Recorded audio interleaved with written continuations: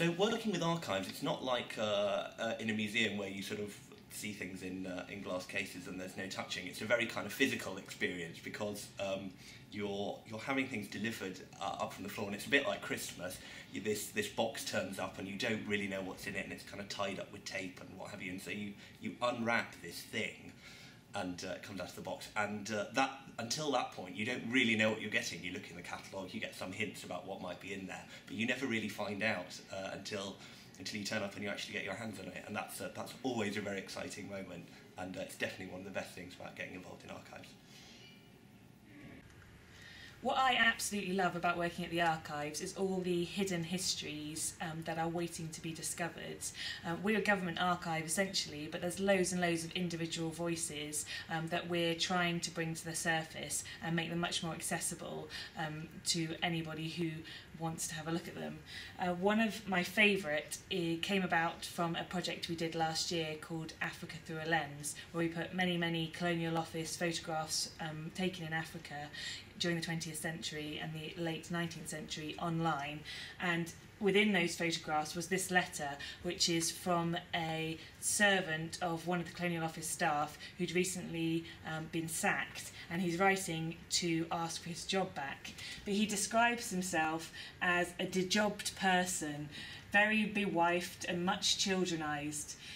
He pleads with his employer to take him back. He says, "For heaven's sake, sir, consider this catastrophe as falling on your own head, and remind yourself as walking home at the moon's end of 5 savage wives and 16 voracious children, with your pocket filled with non-existent money, not a solitary sixpence.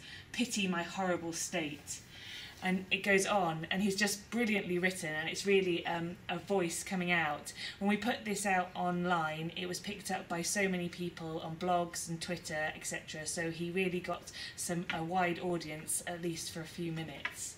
Another one that I love is this photograph, which is also from Nigeria from about 1922.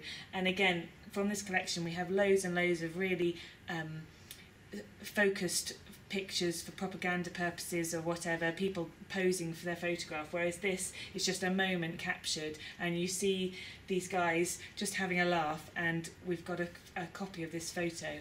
We've also got things like Suffragette Censuses from 1911. Often they don't even exist. We don't even have one for Emmeline Pankhurst because she wouldn't fill it in protest, and so was out of the house. And there's many others where you see the women writing, "If I'm intelligent enough to fill in this form, then I'm intelligent enough to put an X in a box," really fighting their corner and making their voices heard. And it's just brilliant that amongst all the documents that we have here, those things are preserved and we can look at them and learn from them. Okay, I love archives just because it's a lot of history just stored everywhere, and when you open a box, it's like you're looking at somebody's writing, and it's just fabulous just to know that somebody's put something down or written. For example, I may have taken one particular document and it had something written in Latin, and it looked fairly old, probably medieval, and it's just so fascinating to take a document out, bring it to the public who may be reading this, but yourself, you know, you're holding something that's pretty much from the past, that somebody's from the past has written, and now you're holding it. It's like, wow, I'm holding a sort of a fragment of somebody's past. So it's sort of really fascinating, really cool, and that's why I like the archives, and I love it so much. So what I love about working at the National Archives is the fact that we've just got huge amounts of information here. We really have got something for everyone. Obviously lots of historical information for academic historians, local historians, family historians, but we've also got statistics for social scientists, lots of maps for geographers and cartographers. We've got huge amounts of data sets. So if you're quite techie, obviously if you or a developer, you can come and use the data sets. We've got a hack day coming up in a few weeks' time. So lawyers, engineers, whatever your background or your interest might be, will have something here that you'll find really interesting in the vast amount of information that we hold here at the National Archives. I love contemporary history, and perhaps that's just as well, because my job title is Contemporary Specialist. Here at the National Archives, we've defined that role as specialising in post-1945 British political, social and economic history. And I find it a fascinating subject because we're talking about the events, the trends, the personalities that have shaped modern day Britain. And there are certain themes which stand out when you look at the records, certain recurring themes. These include the growth of the welfare state, decolonisation, Britain's changing status in the world, immigration, economic crisis, and we see these themes occur again and again. The Prime Minister's files are particularly fascinating because there you can see comments written by the Prime Ministers of the day in their own hand, and these are often really very revealing about their personalities, about the mood they're in, about their reactions to events. When you see these handwritten comments in the margins of the papers, you really do feel connected with the Prime Minister of the time. It sort of transports you to that very place in time.